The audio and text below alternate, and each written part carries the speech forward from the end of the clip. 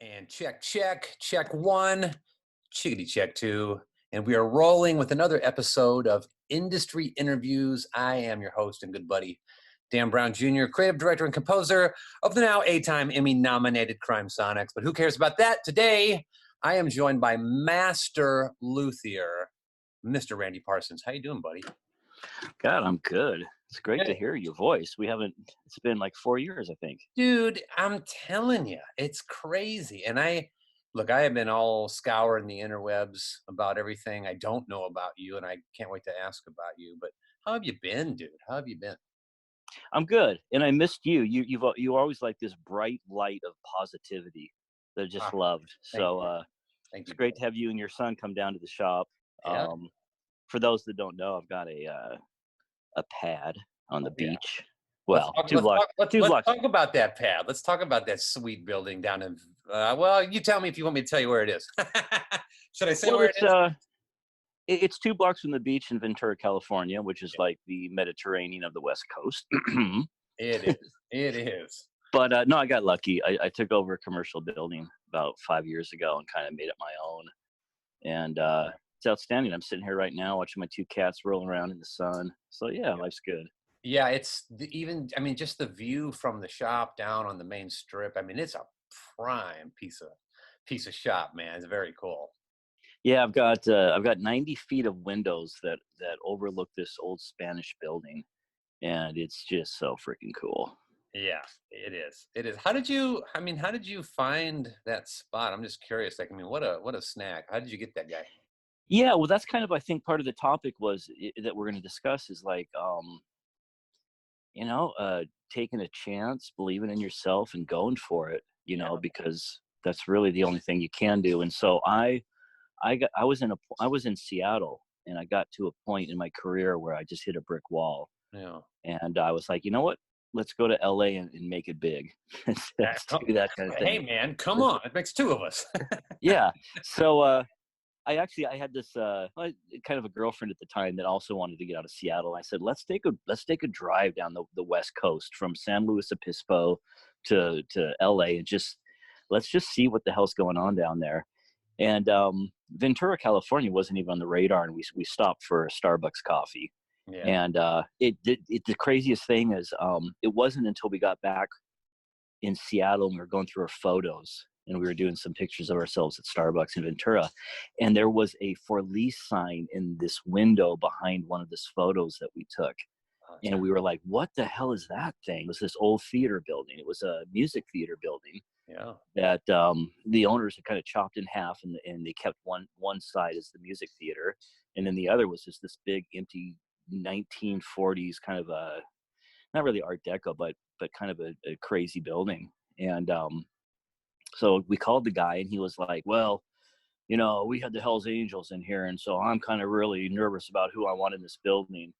And we had to for 6 months I had to convince this guy. I was like, no, we're really gonna make guitars. We're not gonna do all that stuff. And then we got in, and that was 6 years ago. It's just been what a gift to find it.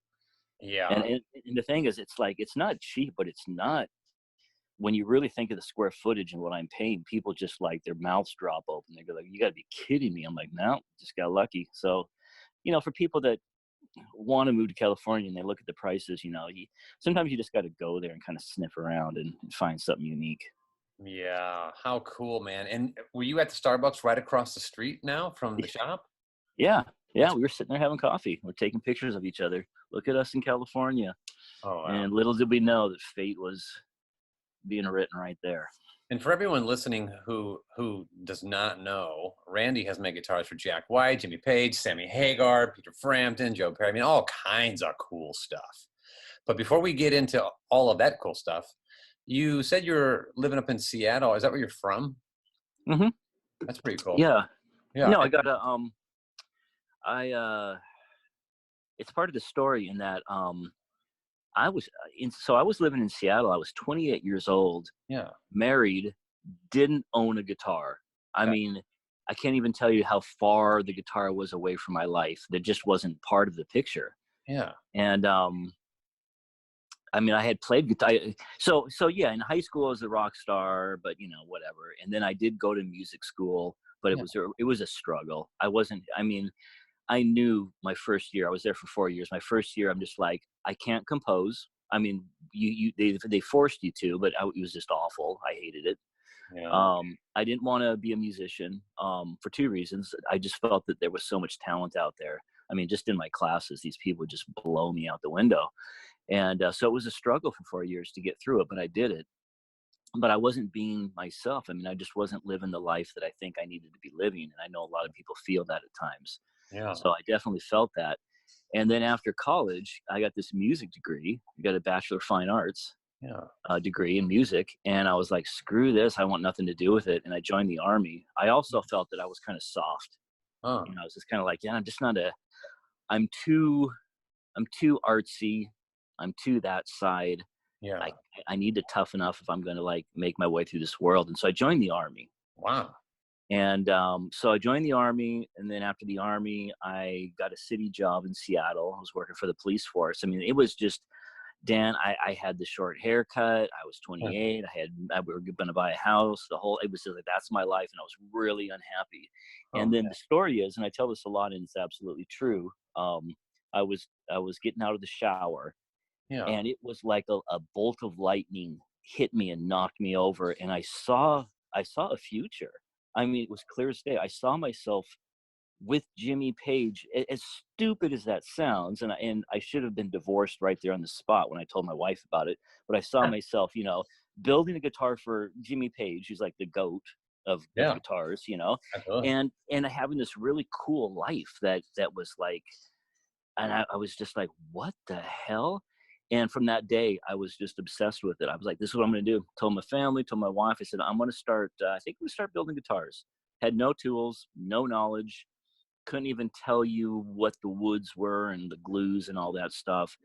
And that was 28 years ago. And since that time, um, I've been in 3 movies. I've built for Jimmy Page, met Jimmy Page, hung out with Jimmy Page, went through that whole thing exactly as it was envisioned. Yeah. I was Jack White's guitar guy for 10 years.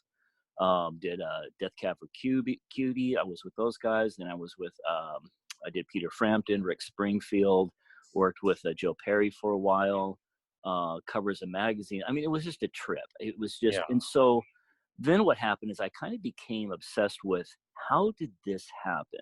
Yeah. So I can kind of tell people, it's like, and it's not about being a guitar maker. It's about being a creative. How do you successfully navigate through the world and make a living at doing something you love in the world of being a creative? And Yeah. so I've interviewed a lot of people just privately that because of my position, I build for a lot of like A-list celebrities, Oh, CEOs. And when I'm one-on-one with these people, I always ask them, like, how, when you were going, on this crazy ride, what were some of the things that, you may want to pass on to me, some of the things you observed, some advice, and kind of obsessed with that lately. And so when you reached out and said you want to talk about this, I thought that was just awesome. I think it's great. I love this bolt of lightning story you told me, because as you're explaining this, I'm thinking you had an actual Back to the Future Doc Brown falling off the toilet, hitting your head, seeing the flux capacitor, right? And like, Yeah, I really did, and I can't explain it because I'm the kind of guy that I it was different. It was something I'd never experienced before, and that's why I became so obsessive about this journey and pursuing this vision that I was hit with that day, because I believed in it. I mean, I was yeah, just like, and then I learned a little bit more about maybe the Army prepared me, and being a creative person, that you can really you can design your world and your life and do whatever you want. great. But there's a lot of rules behind that. Yeah. As you know, it's not easy. No, yeah, I was on a phone call today and I was telling him, yeah, dude, motivation is nice. Discipline is required. Oh Right. yeah. Right. Yeah. That's the part that I think anyone on the outside looking into any successful person who's a creative, they see the creative part, but man, they don't see the blood, sweat, the tears, the loss of sleep, that 10,000, 20,000 hour stuff. Right. Yeah, and I like to say, you need to develop your monster. Because not to get political, but Yeah. creatives tend to lean on the left. I know there's always exceptions to the rule. Yeah. My dad was conservative and he painted. Okay, that's fine. But artists tend to be on the left, and CEOs, leaders tend to be on the right. It's just this conservative. And I think if you're a creative and you're going to go for it, you got to develop your conservative side a little bit. Yeah. You got to learn to be a monster and to be a business. And sometimes it's not always touchy-feely. The other thing is you also got to be prepared to go 10, 20 years. I know that sounds horrible, but It's true. some people, okay, 2, 3 years, they're go-getters. But if you really want a career in something like this, prepare to go gray. Yeah. I mean, My beard is a testimony to this sentiment. yeah. And Yeah. I think today that's a hard pill for a lot of people to swallow. So it's like, well, then you don't get it, So let me ask you this. You had your vision. I mean, it was obviously, to come. How did you get started? Like, I mean, you said you didn't know anything about woods, what the blues were called. How did you get started? So I had another crazy vision, and I think you'll appreciate this. Yeah. So Cirque du Soleil, you're familiar with Cirque du Oh Soleil. yeah, absolutely. The founder of Cirque du Soleil, Guy Laliberté, was a juggler on the streets of Montreal. Crazy. And he realized one day that he's never going to make money juggling. But if he could wrap juggling around other art forms. And so really what you see when you see a Cirque show, you're seeing the best composers mixed in with the best lighting people, mixed in with the best designers and costume, and at the end of the day, they're really just juggling. And so it's kind of like, if you want to be a composer, you better wrap yourself around something cool, like a series or a movie. And if you want to be a guitar maker, maybe you wrap yourself around rock and roll and brand yourself that way. But I knew that you couldn't just do what you did and say, look at me, I'm so talented. You had to actually wrap yourself with something cool. And so I instantly got it. I was like, fuck. I was like, I can just start a guitar repair shop, but I can build it really cool and paint it cool and have all these cool graphics. I mean, this was back in 90, it was a little different back then. Yeah. But that's what I did. And so I opened these shops in Seattle. I told my wife, I said, listen, I said, babe, it's going to take me like 3 or 4 years to really learn how to make guitars. But in the meanwhile, I'm going to open up a repair shop and just so I can just be around it all the time and just continue to meet new people. And so that's what I did. But my shops were cool. You walked in and it was just like, it's like a cool shop, and music and the lights and this and that. I kind of created this little Cirque du Soleil, this experience. Yeah. And so what happened was I became pretty popular in the Seattle area, working on guitars, just had this weird magic. And the more I did, the better I got. And then the better I got, the more people I attracted. And before you knew it, I was kind of working on the Seattle crowd at the time, which was, your Alice in Chains and Soundgarden. Oh yeah. Just doing basically tech stuff and setup stuff. But I was experimenting at the same time in my little shop in Seattle with like cutting up cow skulls and just weird materials and using those for like braces and just whatever, these weird stuff. And that caught the attention of the press, which caught the attention of Jack White. And so in 2006, 2005, I got a call from Jack White and they just wanted me to do this one project. And so it was this copper guitar basically. And Jack at that time was really at the peak of his career. He had just left the White Stripes, formed the Raconteurs. He had been on like Rolling Stones 3 times that month or that year. So I told him, I was like, yeah, this is really cool, Jack. I got a lot of ideas. And he said, nah, he said, you know what? He goes, let's just do this one thing. Let's make it a beautiful thing. Let's just go on our way. And I was like, oh God. I was like, okay, that's fine. And I was his guy. And then, but that didn't happen. I stayed with him for 10 years because I kept, I don't know what I did right, but he kept me around for 10 years. And it was just a crazy, crazy ride. Just the tours and the magazines and the movies. He's the one that got me in touch with Jimmy Page. I was actually in a movie called It Might Get Loud. And that was with Jack White, Jimmy Page, and The Edge. And so we all got together for the movie premiere in LA and hung out, and that was pretty cool. Yeah, wow. And So then after that, no, go that ahead, go launched ahead. everything. Then you know how it is. It's like a snowball going downhill. So you get a couple accolades, Yep. and then you just kind of roll with it, and you do your best. Yeah. And You know. someone, I mean, correct me if I'm wrong, but someone did a documentary on you, right? They did. A friend of mine in Seattle, and the craziest thing, that thing went around the world a couple of times. You know, went to the Yeah. Cannes Film Festival, won some awards. It was just a little like a PBS style, but it was well done. It was cool. It's like was a human interest story, yeah. Yeah, it was fun. Randy Parsons, American Luthier. Yeah. Yeah, I have to link that in the description below. I haven't had a chance to watch it yet, so after we're done today, I'm probably going to binge on it. It's fun. It hasn't aged well, That's just cool. because it's only 10 minutes long, but you're literally like, oh god, this is like one of those PBS kind of like I don't know. I love it. I don't know. I'm too harsh on myself. But listen, before we even go on, I got to congratulate you. Oh, 8 nominations. yeah. Emmy. I tell you what, man. Thank you. And it's only at the time of this taping of this podcast about 72 hours of news. It's very fresh. So that's and didn't you get a couple last year? No, we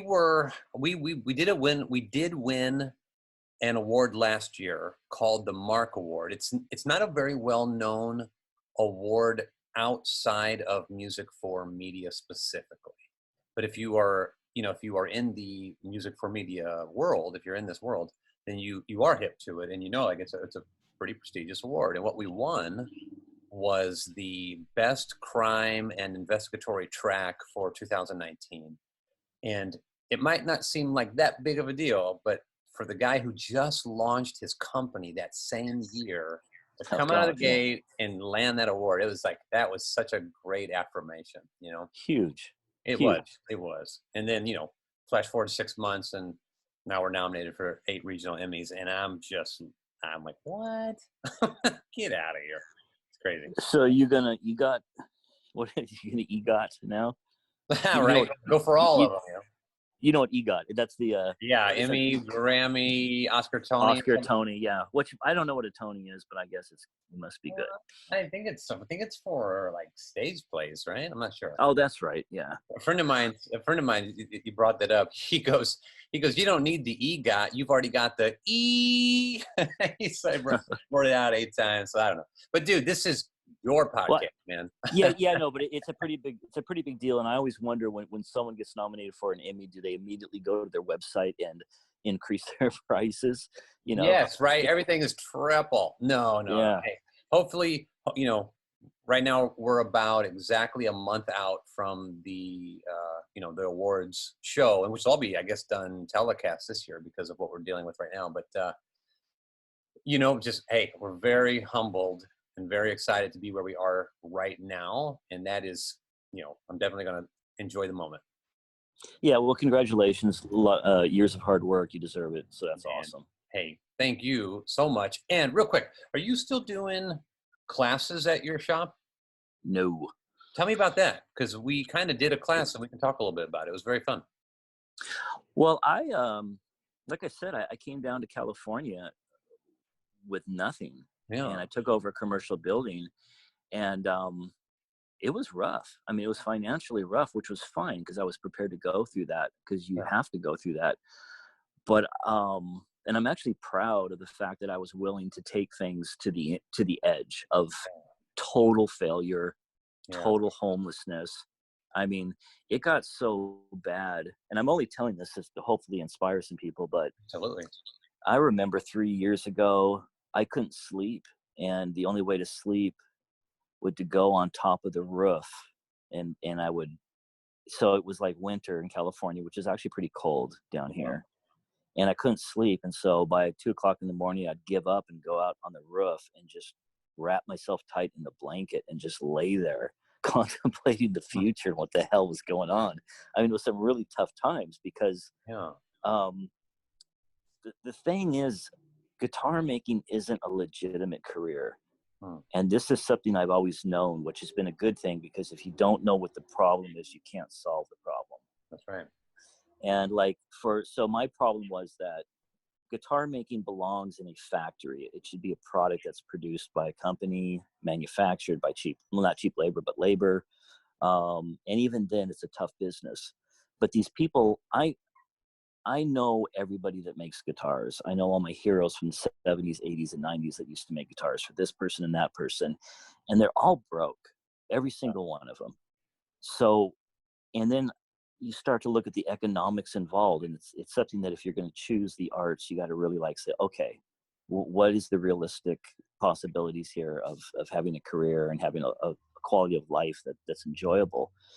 And that the economic laws of guitar making prevent you from making money. It's a long story, but you just can't make any money. So I've been always desperate to come up with, because I love guitar making, but I needed to come up with an idea, like I talked about, wrapping something around it. And that actually happened the last couple of years. So we're doing some really, really, really cool stuff here. And I think we're going to turn some heads in the next few years. But yeah, I had to really break it down and figure out, okay, why can't you make money at being a guitar maker? And then you find out why. And so, okay, now you have the problem to solve. And so you solve those problems. You go back to your instincts as an artist. Well, what am I doing? What is it that I'm passionate about?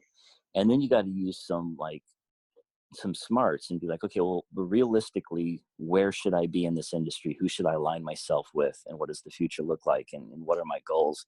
And so I kind of took that all together and still failed. And it wasn't until I failed a couple of years ago to where it was like, it was over. I mean, it was over, done, end of story. And that's when I got my second vision. It was as strong as the Jimmy Page vision. And as we speak right now, I have my first Vegas show in April next year on Easter. And And is this the down the rabbit hole? yeah, so what I did, I said, you know what, screw it. I'm going to make the most expensive instruments in the world, and they're going to be way over the top. We're going to really push what's humanly possible. But the one-man show is kind of boring, so I'm going to bring in female luthiers, and we're going to build this collection called Wonderland, which is just ridiculous over-the-top instruments. Each instrument has like 50, 60,000 pieces to it. And we're going to photograph and film the whole thing so that we have actual intellectual property that goes along with this collection. And then we're going to tour the collection. So anyways, I came up with this whole scheme, right, on a piece of paper. It sounded great. But a year ago, I put it to action, and it's wonderful. So we're 80% through the project right now. Things are looking really great. Got like 8,500 photos of these gorgeous women building these beautiful instruments. We're going to tour the whole collection, 15 instruments next year. So yeah. Let And then, let me jump in, because there's a couple yeah, things I yeah. want to ask you about this. Because when we met, and we can talk a little bit about the guitar you built for me and how we did that. But when we met, I don't think there was anyone else at the shop, or if I'm wrong. But now your team has grown, so let's talk about that. Yeah, it was a one-man show. I mean, it was Huh.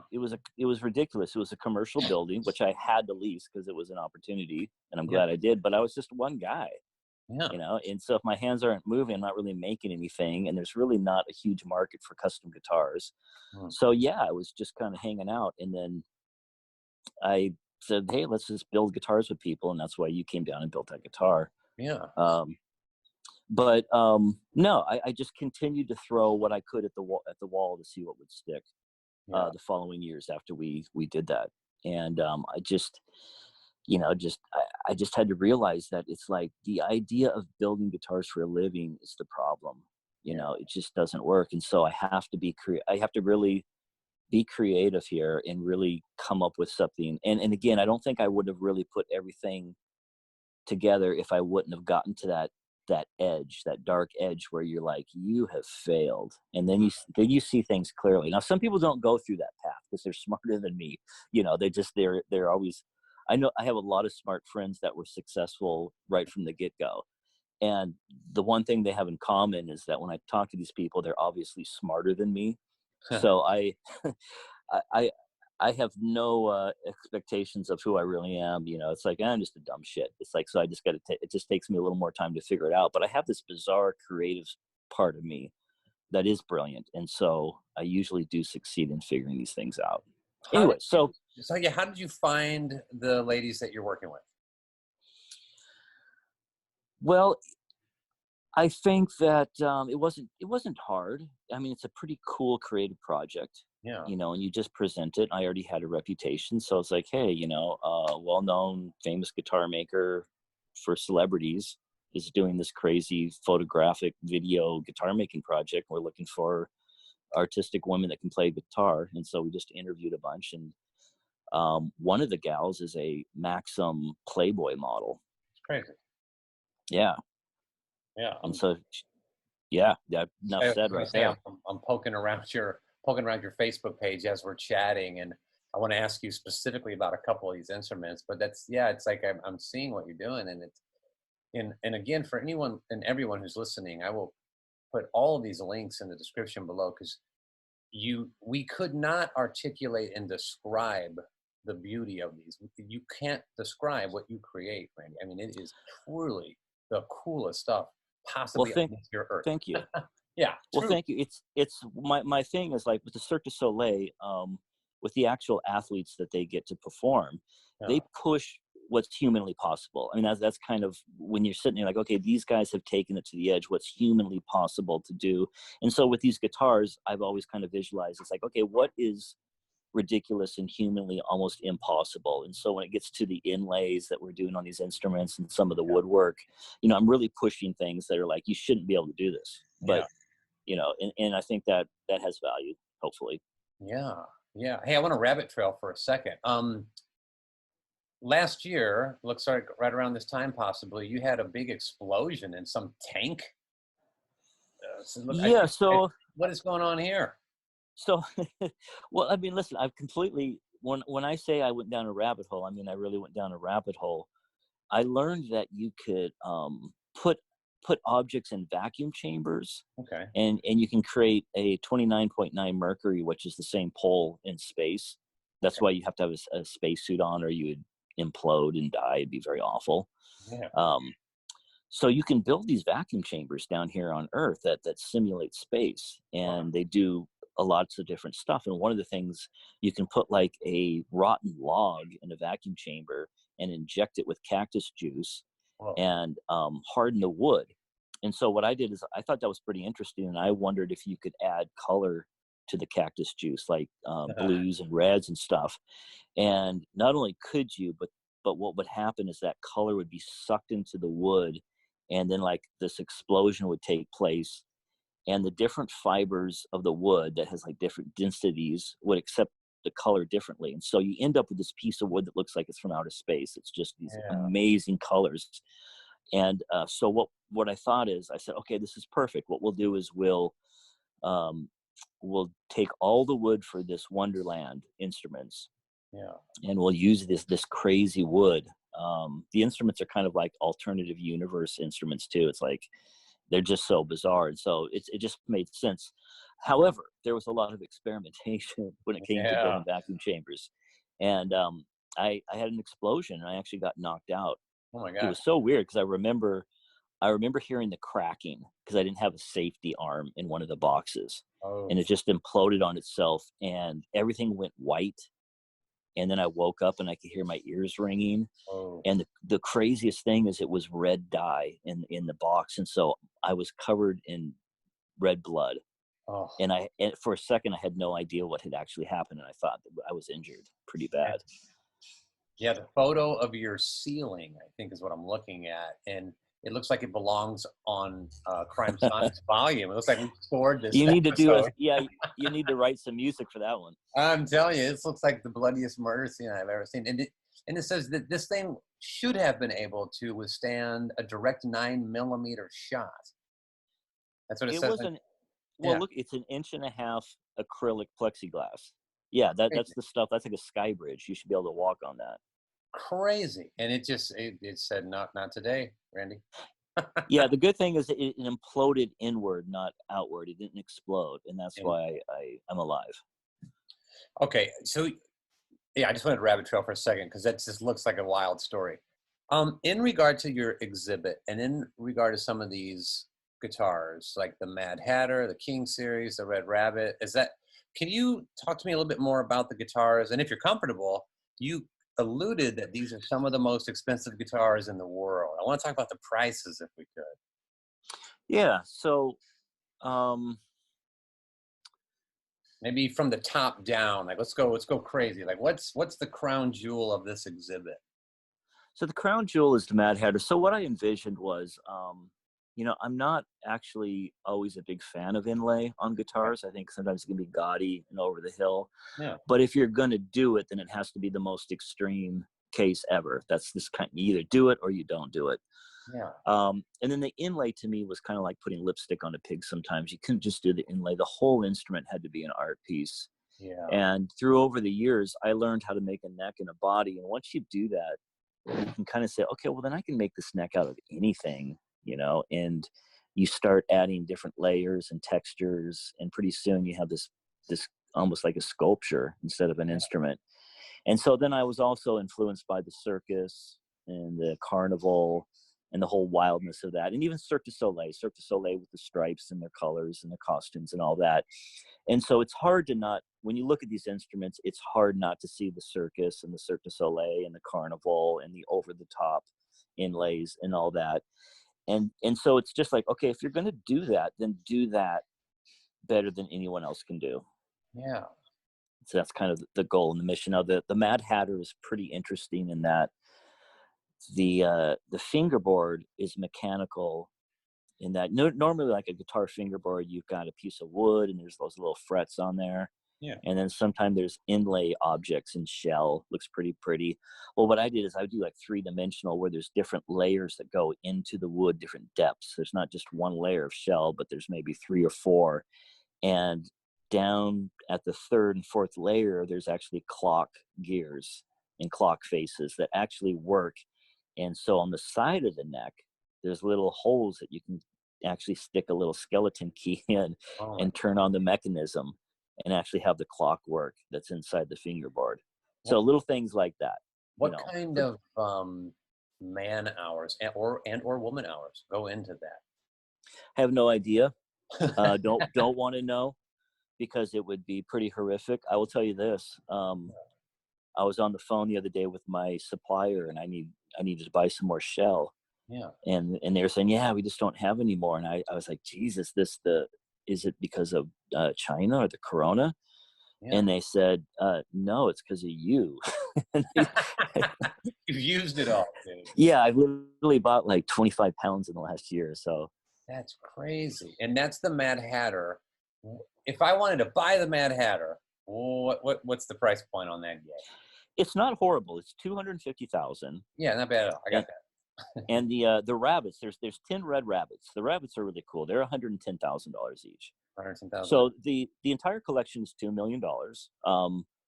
Probably took 3 or 4 years to build. Wow. There's a lot of money involved, and it's going to tour. So it's definitely, it's reasonable at that price point. Yeah, and it's funny because we've released a lot of these podcasts. I've maybe recorded 20 or 30 of these now, and this is the first time that I'm actually at a loss for words as I'm looking at the photos of your instruments. And so I will put tons of links in this because you have to see these to really appreciate them. But even when you see them, I don't think you can fully even appreciate them because it's like something I've never even seen before, dude. Well, amazing. Thank you very much. I will say that those are just sneak peeks. Yeah. The stuff that we're doing now is just crazy. I can't wait to, I've been working in secrecy. A lot of people are like, what's going on? I went to your website. It's just one picture. I'm like, yep. That's all I'm prepared to talk about. Yeah. And so when is all this coming? Did you mention when all this is starting to pop and like when we'll be able to see all this? And yeah, so the Easter. It's going to be a very well-known hotel in Vegas with a very established gallery, and we're going to do an Easter egg hunt on Easter, and we're going to display 10 of the red rabbits.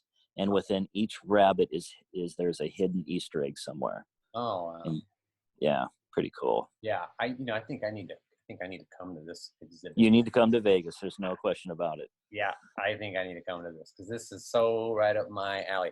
Hey, let's switch gears for a second. Let's talk about the guitar we built. We built a guitar together.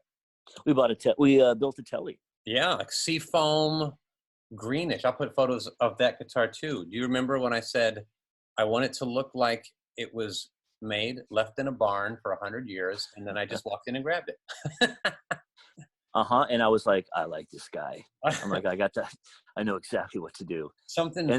Yeah, go ahead. No, do you have a picture? I mean, that was actually one of my favorites. Just that paint job that we did was just crazy. Yeah, I'll add it as well in the links below. And I don't remember all the details of the story. Maybe you can refresh my memory. But if you remember the neck on this guitar you built, I mean, it's an incredible piece of wood. Is it the flamey wood? Yeah, it's on fire. It's so flaming, right? Oh yeah, I have special stock. Yeah. Just like, and I remember when you were here, we were just like, okay, I can't help myself. It's like, yeah, if if someone shows up and I've got 20 necks, it's like I have to give them the best one. I love it. Yeah, and you definitely got the best one. Yeah, and then I'm trying to think. We came down, my wife, my son, and I, and you let us finish putting this thing together with you, right? We screwed stuff together, man. We signed the inside of it, You pretty much built it. I mean, it was crazy. Like, well, you did all the magic. We just, screwed it in. But I remember you asked my son, hey, you got to give it a name, right? What are we going to call it? And without skipping a beat, my son looked at that guitar and goes, I think we should call it Sadie. And we both looked at him and we were like, my gosh, that's perfect for this guitar. How cool is that? You probably looked at him like, who's Sadie? Is there a girl? Like, what are you watching on YouTube, dude? Yeah, or a girl in class? What's the girl? And also too, I remember you had just gotten a machine or something, and I remember putting together some designs for the neck plate. Do you remember this? Yeah, so I must have just got my robot. Yeah, because I designed the neck plate for this thing. I have a friend. I got to tell you about my friend really quick because he's such a cool dude and he's helped me out. This guy, I think he went to Stanford. They'd kill me if I don't know this, but either Yale and he became a lawyer, got his degree in law. Yeah. And became a chemist because for some reason decided I'm going to become a chemist. So he became a chemist. And then that didn't quite work out. And so he decided he was going to design video games. Yeah. And he was successful as a chemist. And I think he could have been a successful lawyer, but he wanted nothing to do with it. And for some reason, he decided to design video games. And his first video game was, what's it called? Afterlife. Cool. And it's a huge, in the world of video games, which I don't play, I guess it's like, oh my God, it's like, it's like Stairway to Heaven. The game, I love it. And so now what he does, so he was successful at everything, and then he became like a world famous game designer. And apparently that has gotten boring because he has purchased a Ferrari race team. And now he's racing Ferraris. So this guy's kind of an inspiration to me because I feel like he's figured out the formula to life. Yeah. And he can kind of succeed at anything he wants. But he helped me buy the machine because it was pretty expensive. And at the time I was kind of struggling. And I remember talking to him and I'm like, I said, I'm not going to slow down. I said, I don't care. I'm not going to quit. I'm not going to slow down. I'm not going to retreat. And I actually need more stuff. And he was like, well, what do you need? I'm like, well, I need a robot machine. And he said, well, let's go get it. And so I'm very grateful. I think when you're in a career and you're working really hard and you're doing the right things and there's potential to do something really cool, I think the right people will notice that. And I think everyone takes help, whether it's through advice or whatever. And he was someone that was really important a few years ago and still is a great friend. But so anyways, that is a robot machine. And what that allowed me to do, I don't use it for production or anything, but if I have a creative thought, and it's usually some wild thought that may take 2 or 3 months to actually physically work out, which I just don't have. Who does? I can actually program the idea and then go to bed and wake up in the morning and I kind of have an idea. This machine has kind of done it for me. It's Yeah. kind of creepy at the same time. It's really cool. Yeah. It's very And cool. so that, yeah, so that's become, most people get these machines to just to save money on labor, do manufacturing, but I use this machine basically for creativity. Yeah. And it's funny as you're telling the story and you're saying it's pretty cool. I'm also looking at this guitar here called the Bat, number 66. Dude, how did I not buy this thing from you? Well, so My that's the other thing in my gosh. life. That's been picked up by Gretsch. Dude. So, well, I You actually, plus. I built a bunch of fake Gretches when I was working with Jack White, Really? and it was funny because Jack was like, "Yeah, I want a Gretsch guitar, but I don't want a Gretsch that someone can buy, and I don't want Gretsch to make it." I'm like, "Well, I don't think we can do that, Jack." He's like, "No, I got it all figured out. We'll just put Gretsch on the head. Yeah, it'll all be good."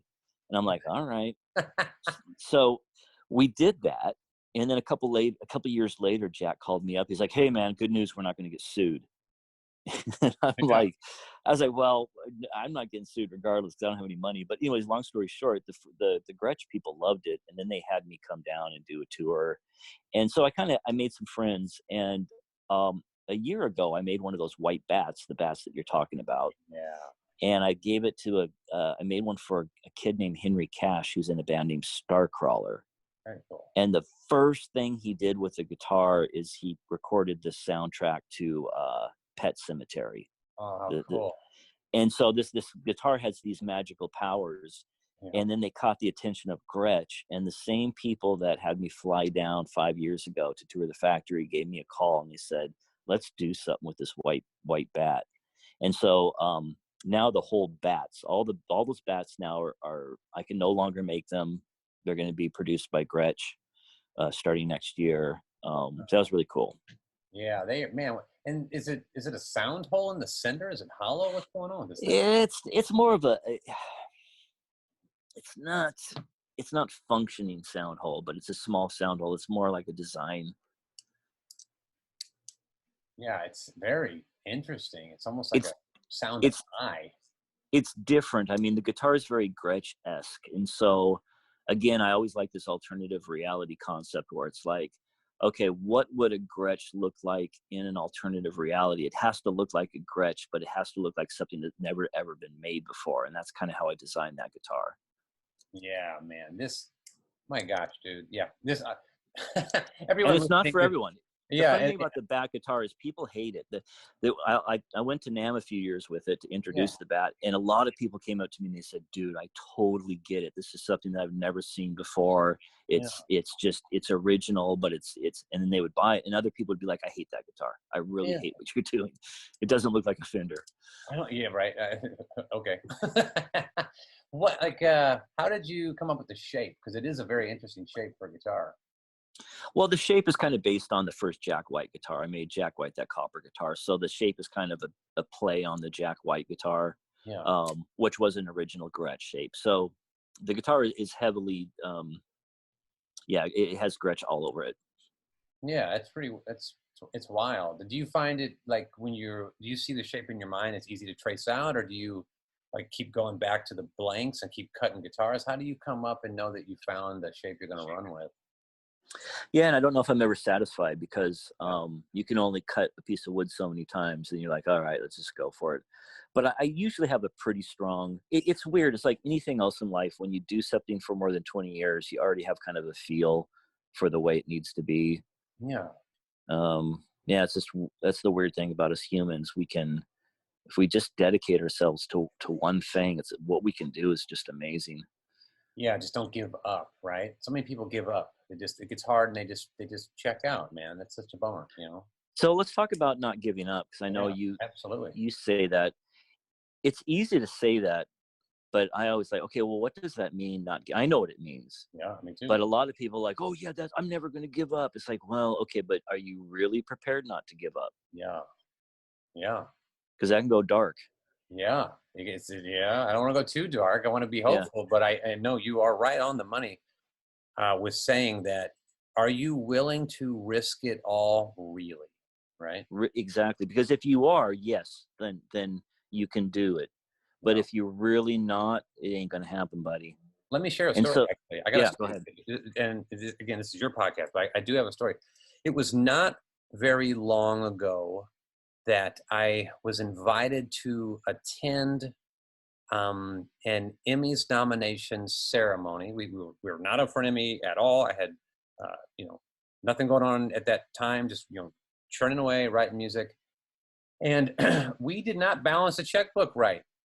And I had gotten down to this event from where we live up in the Conejo Valley, all the way down in Beverly Hills. And when I got there, I realized, oh my gosh, this bank account is in the negative.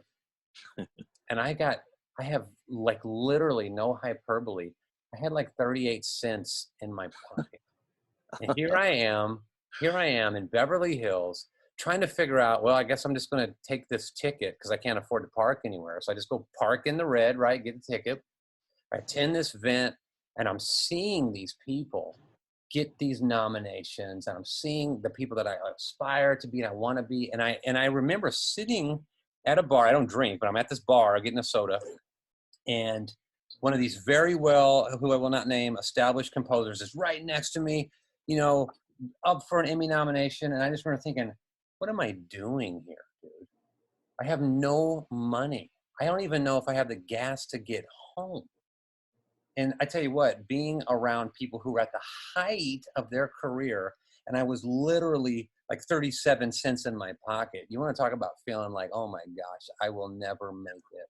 You feel like a loser. You feel like a total loser, like a fake, a fraud. The what's You, that word? Imposter syndrome. you really do, and Yeah. that's.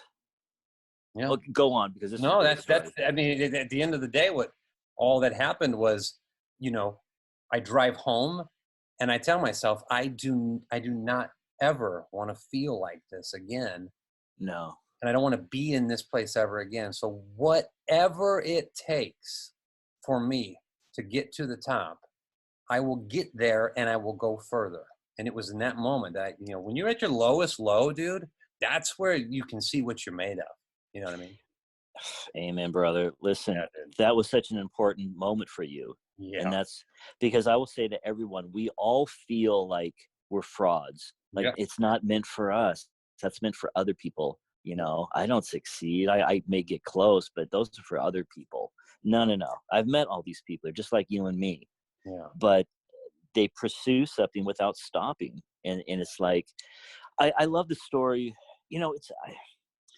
I I don't really believe in the simulation theory, but I do like to look at everything as a game. It's like this whole world that we're I do. living in. Yeah. There's a game and we're all players. That's right. And I love the story there's a military story, and it's called Burning Your Ships. And so the story is, and it's been told many times from different locations, but General takes his troops to the beach, to the shore, to fight a war. Yeah. And so they get on the rowboats and they get to the shore and they're ready to fight.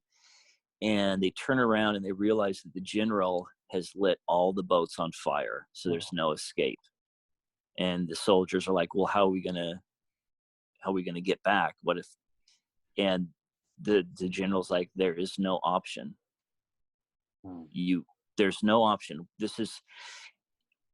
We're gonna win. There's no other option, or we die. And so sometimes I always like to use that term, burning your ships. And so when you're trying to push through a career, sometimes it's like, dude, just burn your ships.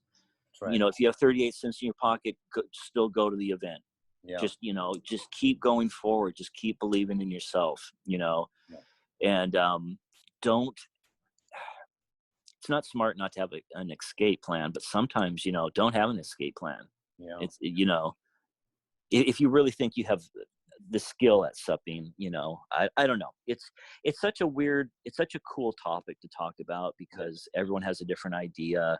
There's these rules that don't apply. I love the rules that are non-rules. Like, for instance, I know a lot of composers, people that are trying to start little studios and stuff, and they're always obsessed with the formula. What's the formula? What does Katy Perry do?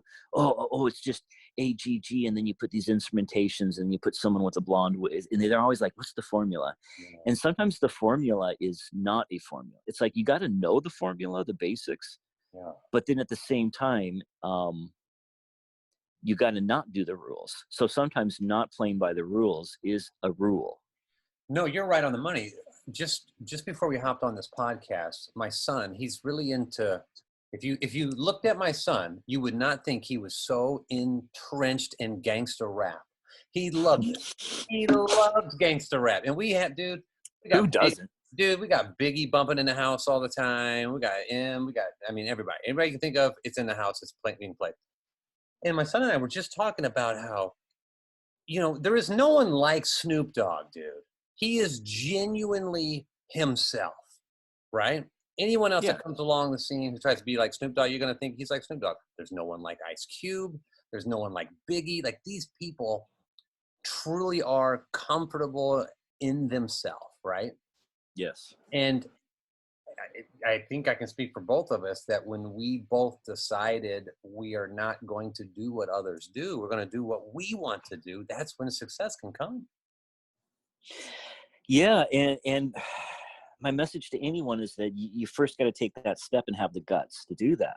Yeah. Because wishing and hoping and all that crap, lining up a bunch of crystals, that's not going to work, Yes. That's why I always talk about creative people finding their conservative side. It's like, it's like, I believe in magic of hard work. It's amazing what hard work will do. Yeah. It is a form of magic in a way, and believing in yourself and all that crap that we're told, and then every experience in our past that's molded us to who we are. We become this unique project, like a thumbprint. There's only one. And so, why try to be someone else? Be original. That's what people want. They want something different. That's what art's all about. Yeah. And on that same train of thought right now, so if someone is listening and they would like to start the life of becoming a master luthier, where would you point them? How do you talk to someone, and the advice you give someone who's just now taken that first step into what you do? So this is going to sound horrible because I don't think anyone should pursue being a guitar maker unless you want to work in a factory listen, the only job you're going to get is working for a company like Fender or Gibson, and it pays $14 an hour, and you're going to be doing one task. Or this is who should build guitars: people that are retired, people that have a second sources of income, because your hands can only. I set down Ernie Ball guitars. You're familiar with Ernie Ball strings? Oh yeah. So I sat down with Brian Ball, which is Ernie Ball's son, and he now runs the San Luis Obispo factory. Very cool.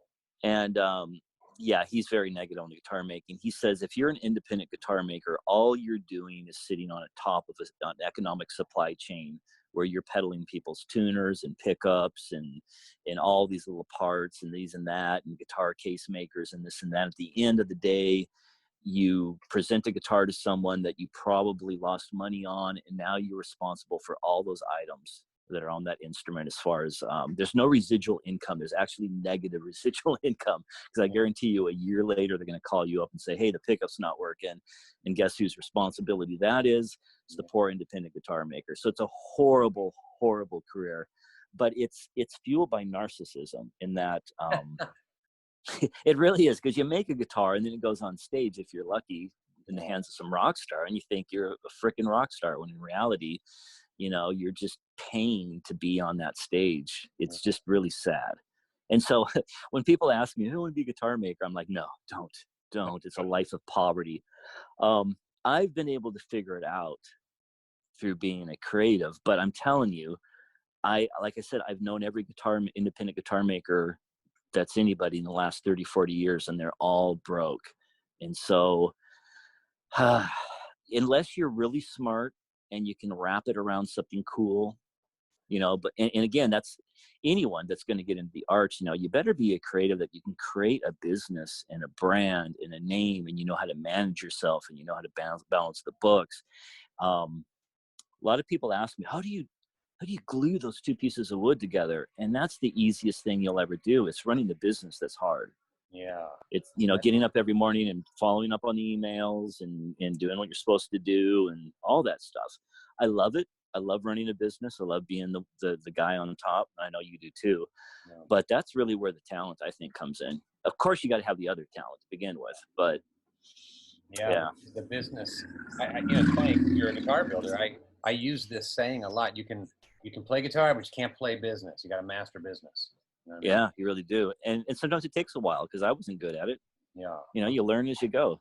Absolutely. Okay. Uh, So I want to change the tone a little bit so we end the thing on a super high note.